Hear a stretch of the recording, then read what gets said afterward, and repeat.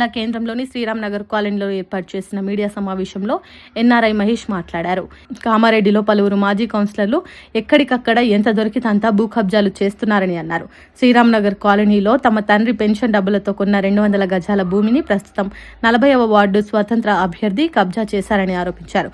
ప్రస్తుతం ఈ భూమికి సంబంధించిన కేసు కోర్టుల్లో నడుస్తుందని అన్నారు. ఇలాంటి భూ కబ్జాదారులకు ప్రజలు ఓటు వేయొద్దని, ఇలాంటి వారిని గెలిపిస్తే భవిష్యత్తులో భూములకు కూడా భద్రత ఉండదని వారు తెలిపారు. 25 years కింద ఈ 200 యార్డ్స్ జాగా మేము కొన్నాం. మా నాన్న చాలా కష్టపడి ఆయన పెన్షన్ డబ్బులతోని యావత్ కాలం సంపాదించింది ఆయన పెన్షన్ డబ్బులతో కొన్నాడు. సో ఈ మధ్యన ఏమైంది, మా జాగా ఒక దుర్మార్గులు, ఈ కబ్జాదారులు, భూ కబ్జాదారులు, ఈ లోకల్ కౌన్సిలర్స్ ఇక్కడ మా జాగాని ఒక ఫ్యాబ్రికేటెడ్ డాక్యుమెంట్ సృష్టించి మమ్మల్ని టార్చర్ చేస్తున్నారు వాళ్ళు. అయితే ఈరోజు ఎందుకు నేను ఈ పత్రిక వాళ్ళ ముందుకు వచ్చిన అంటే, ఇప్పుడు ఇది ఎలక్షన్ టైంలో ఈ యూత్ చాలా అర్థం చేసుకోవాలి.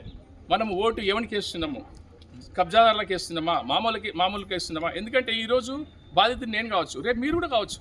మీ తల్లిదండ్రులు, మీ తాతలు సంపాదించింది ఈ భూ కబ్జాదారులు, ఈ కౌన్సిలర్స్, వాళ్ళ జాగాలు కూడా ఇప్పుడు సేఫ్టీ లేనట్టే కదా. So my sincere request for the youth, please think. మీరు ఎవరికి ఓటేస్తున్నారు అనేది చాలా గమనించి మీరు ఓటేయండి. ఎందుకంటే ఈ పరిస్థితి ఈరోజు నాకు వస్తుండొచ్చు, రేపు మీకు కూడా వస్తుండొచ్చు. ఈ భూ కబ్జాదారులు వాళ్ళకి మీరు వాళ్ళ వెంబడి తిరగకండి. మీకు వచ్చేది ఏం లేదు, మంచోళ్ళకి వేయండి ఓటు. మంచోళ్ళకి వేసి మన మున్సిపల్ పంపించండి, వాళ్ళు రేపు మీకు పని చేసి పెడతారు. ఈ కౌన్సిలర్స్ కూడా ఇప్పుడు మా కబ్జాదారులు కూడా వాడికి తల్లి సంబంధం, తల్లి అంటే రెస్పెక్ట్ లేదు, ఫ్రెండ్స్ అంత రెస్పెక్ట్ లేదు, సమాజం అంటే రెస్పెక్ట్ లేదు.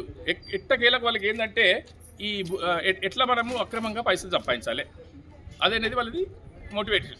నా రిక్వెస్ట్ యూత్కి, ఇప్పుడు ఈ ఎలక్షన్స్లో మీరు దయచేసి ఎవడైతే ఇప్పుడు లాస్ట్ టైం ఎమ్మెల్యే కూడా, కామారెడ్డి ఎమ్మెల్యే గారు కూడా ఇది పబ్లిక్ తీసుకొచ్చినారు.